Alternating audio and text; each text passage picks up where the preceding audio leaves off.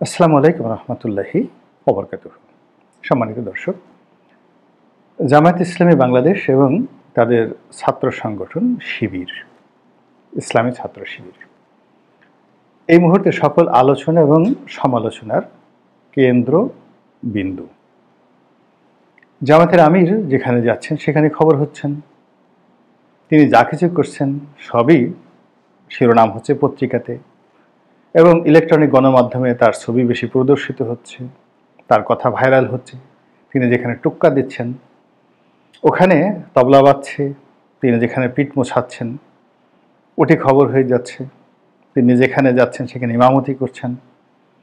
এমনকি সাংবাদিক নেতা রুহুল আমিন গাজী তার যে মরদেহ যখন প্রেস ক্লাবে গেল এবং সেখানে যখন জানাজা হলো, সবাই একেবারে ইমামতির ভার আমিরে জামাত তার উপর দিলেন।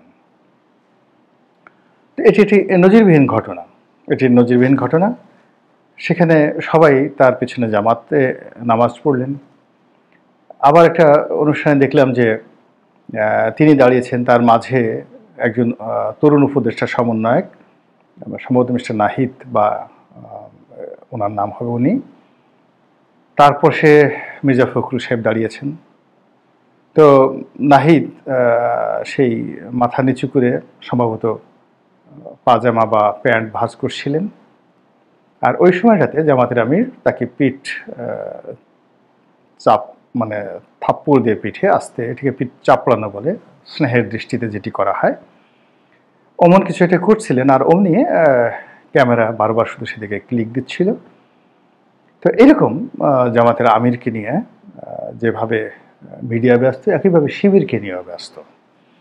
তো শিবিরকে নিয়ে ব্যস্ত এই কারণে যে চট্টগ্রামের সব জায়গাগুলো, স্কুল কলেজ মাদ্রাসা শিবিরের দখলে, এবং এটা দীর্ঘদিন ধরে আসলে ঐতিহাসিকভাবে আওয়ামী লীগের জমানা ছাড়া সবসময়টাতেই চট্টগ্রাম মহানগরীতে শিবিরের দাপট ছিল। এবং একসময় শিবিরের সে দুর্দান্ত ক্যাডার নাসির দীর্ঘদিন ধরে তিনি কারাগারে ছিলেন এবং তাকে বের করা হয়েছে। এবং বের করার পর তিনি বললেন যে তিনি একেবারে নির্দোষ, তাকে অকারণেই এই 20টি বছরের মতো সময় কারাগারে কাটাতে হয়েছে। তো এখন এই যে চট্টগ্রামে, এখানে শিবিরের হিসাব, আওয়ামী লীগের হিসাব, বিএনপির হিসাব আলাদা। সারা দুনিয়াতে যদি আওয়ামী লীগের সঙ্গে শিবিরের গণ্ডগোল থাকে, কিন্তু চট্টগ্রামে দেখা যাচ্ছে শিবিরের সাথে ছাত্রলীগের বা আওয়ামী লীগের বন্ধুত্ব আগেও ছিল এবং এখনও থাকবে। কেন? ছাত্রদলকে ঠ্যাঙ্গানোর জন্য এবং বিএনপিকে ঠ্যাঙ্গানোর জন্য।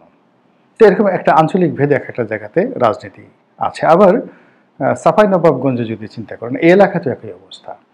সেখানে জামাত এবং বিএনপি সে ঐক্যবদ্ধভাবে সবসময় কাজ করে, কেবলমাত্র ওখানে বিএনপিকে ঠেকানোর জন্য।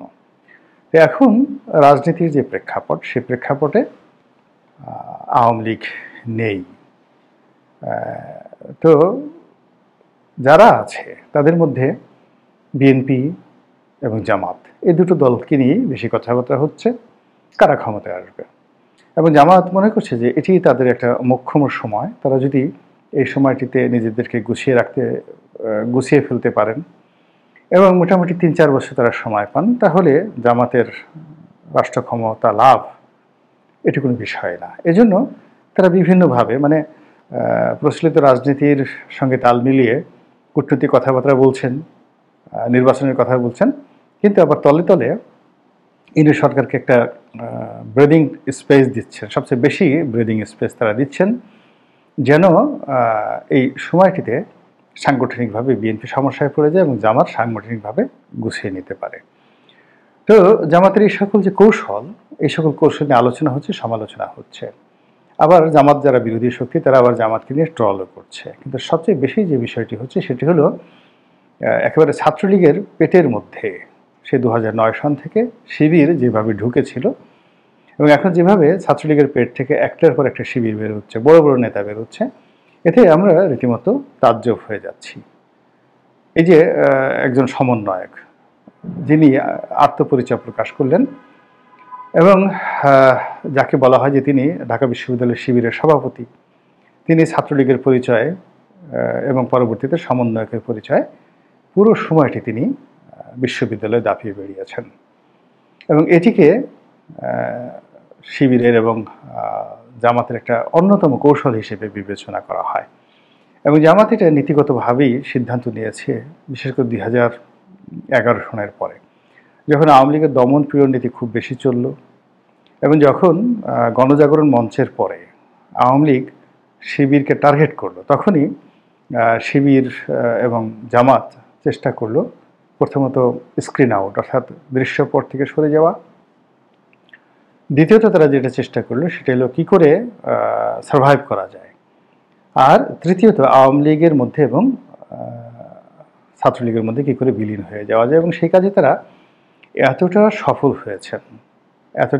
হয়েছেন যার ফলশ্রুতিতে এখন সকল প্রশাসন, জুডিশিয়ারি থেকে শুরু করে সকল জায়গাতে জামাত এবং শিবিরের যে আধিক্য, সেই আধিক্য সমন্বয়ক বলেন, ইনুস সরকার বলেন, কিংবা সিভিল ব্যুরোক্রেসি বলেন অথবা মিলিটারি ব্যুরোক্রেসি বলেন, সব জায়গাতেই মনে হচ্ছে যেন দাড়িপাল্লা, ন্যায়ের দণ্ড, জামাতের প্রতীক দাড়িপাল্লা, সেটার জয় জয়কার। এবং এতে করে যারা শিবির বিরোধী লোক বা জামাত বিরোধী লোক তারা শিবিরকে গালাগালি করে অস্থির করে ফেলছেন এবং বলার চেষ্টা করছেন এটা কী ধরনের কথা, এই কাজও কেউ করে, এভাবে নিজেদের পরিচয় গোপন রেখে কোনো কাজ করা তো মুনাফিকের বিষয়।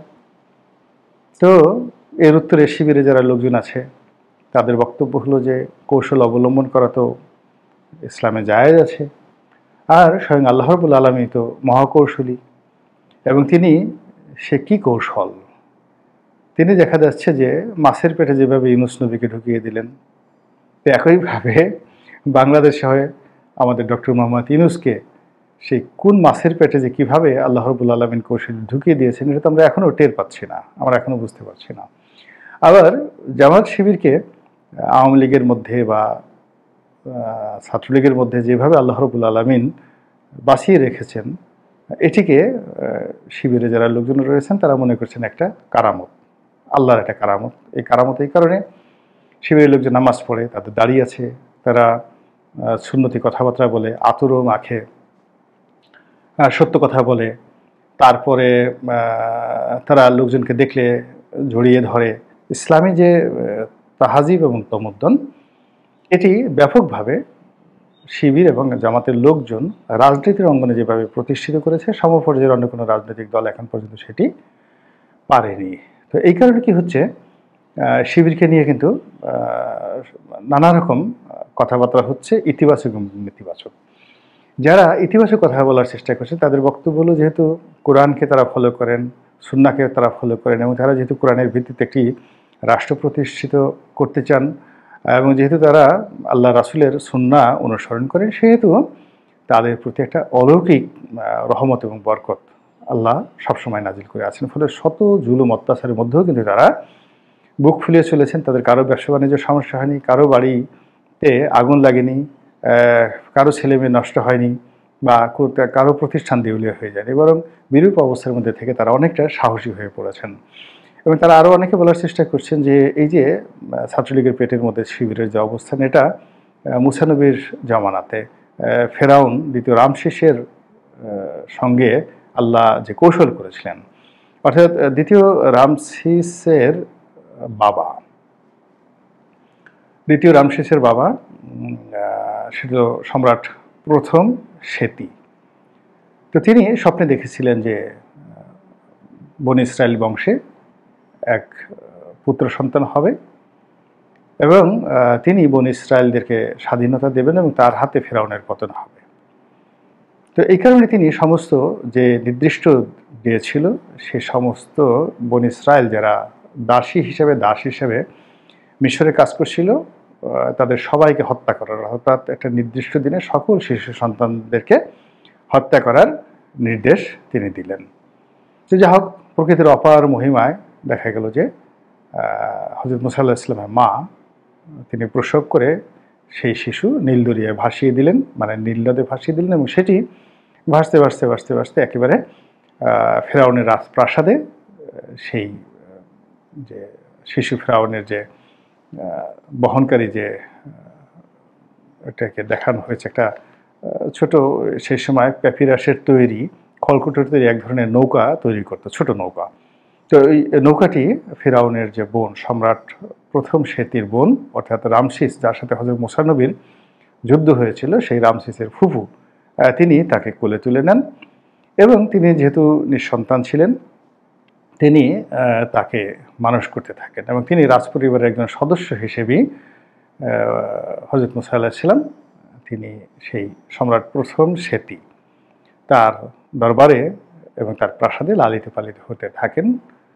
তো এই কাহিনী আমরা সবাই জানি এবং পরবর্তীতে সেই সম্রাট প্রথম সেতির মৃত্যুর পরে রামসেস কী করে ক্ষমতায় এলেন, তার সঙ্গে কী করে হযরত মুসা নবীর যুদ্ধ হলো, তিনি কী করে বিজয়ী হলেন, কী করে নীল নদ পাড়ি দিলেন, সেগুলো সবাই জানি। তো এই যে আল্লাহ রাব্বুল আলামিন কৌশল করেন, তার বান্দাদের সাথে কৌশল করেন, যে সকল বান্দারা জমিনে অনার সৃষ্টি তৈরি করতে চায়, তো সেই সকল কৌশলী বান্দাদেরকে দাঁত ভাঙা জবাব দেওয়ার জন্য হযরত মুসা নবীর এই যে কাহিনীটি, এটি সবসময় হুজুররা বয়ান করেন।